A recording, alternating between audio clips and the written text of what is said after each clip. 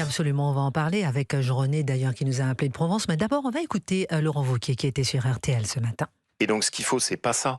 Ce qu'il faut, c'est se dire, on tire la leçon des municipales. Oui. Il y a un peuple de droite qui a chaque fois plébiscité quand il y avait des candidats communs et qui a sanctionné quand c'était divisé. Le devoir de la droite, c'est d'être le moteur du rassemblement. Et les LR, c'est ça ce qu'on doit porter.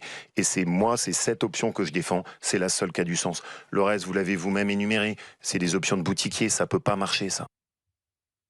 Option de boutiquier, ça peut pas marcher. Donc en fait, Laurent Wauquiez l'a dit clairement, honnêtement, pour 2027, il faut une candidature unique de la droite, du centre droit à la droite nationale, des droits Philippe Assarek-Nafo. Il appelle au grand rassemblement.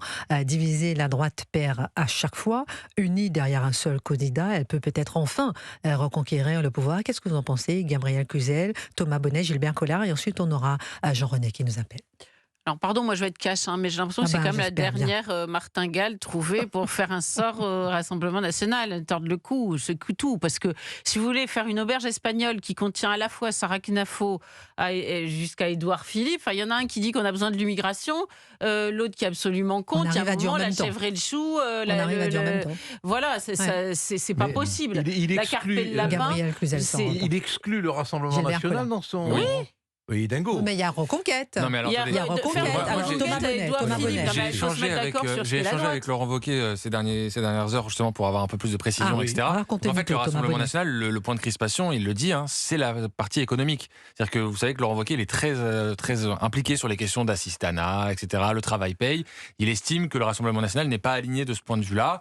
Et que sur le reste, par exemple, sur les questions régaliennes, d'immigration, évidemment, que là, il y a des atomes crochus. Et c'est pour ça qu'il cible plutôt Reconquête, qui là, en l'occurrence, économiquement, est plus aligné. Après, juste pour vous répondre, là où je suis moyennement d'accord, c'est que, par exemple, le RPR, à l'époque, vous aviez déjà beaucoup de sensibilités qui étaient différentes.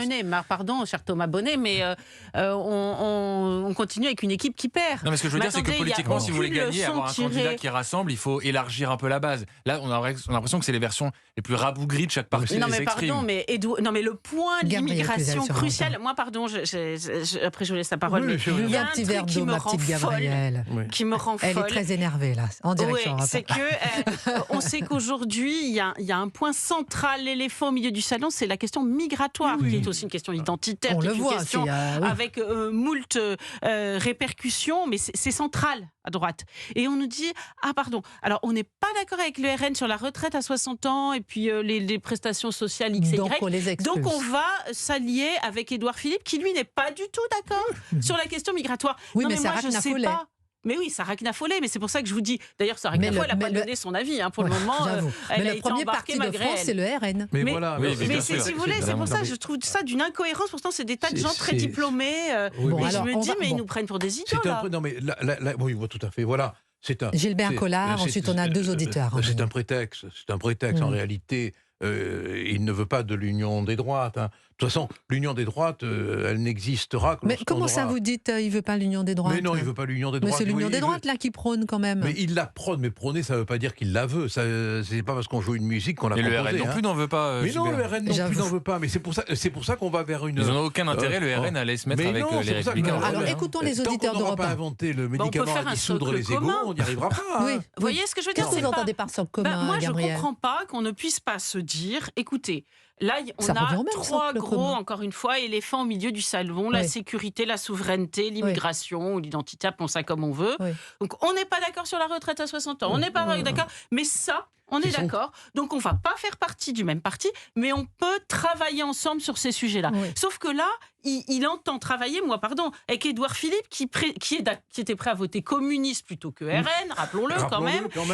Et qui, sur un des trois éléphants, voire les trois, n'est pas d'accord. Donc, il va se mettre d'accord sur des chiures de mouches, mais pas sur les éléphants. Allô, Laurent Wauquiez, n'hésitez pas à nous appeler au standard d'Europe 1 pour répondre à Gabriel Cluzel.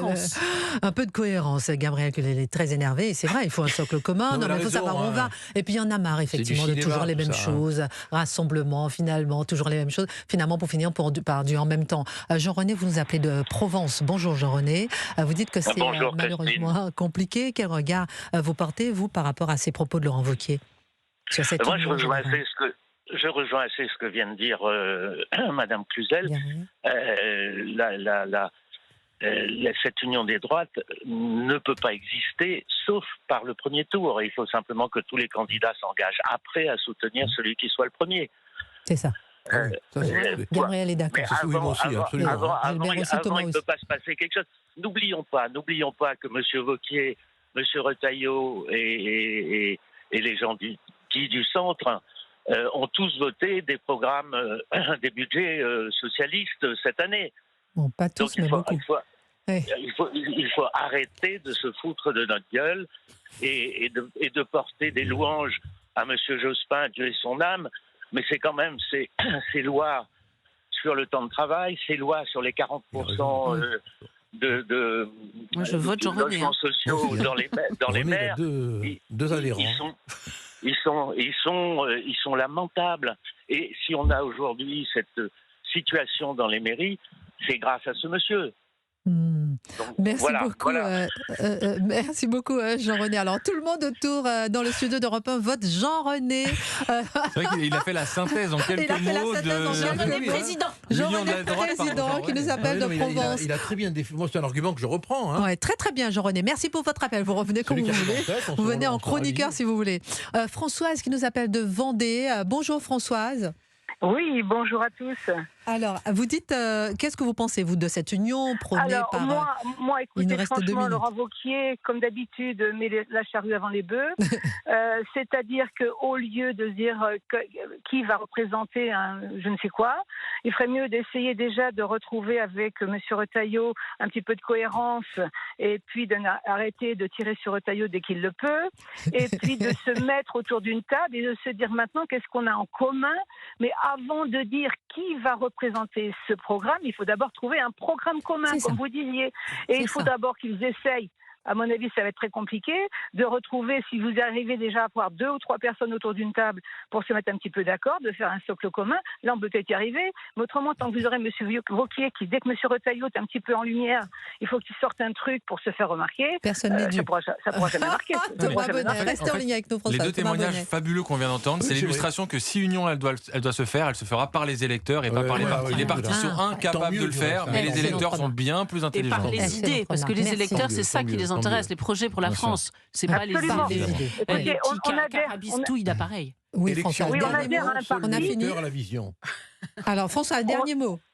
On adhère à un parti, c'est pour qu'on puisse donner notre mot et ne pas demander à n'importe qui et n'importe comment. Bien sûr, bien sûr. En tout cas, complètement lucide. Merci beaucoup.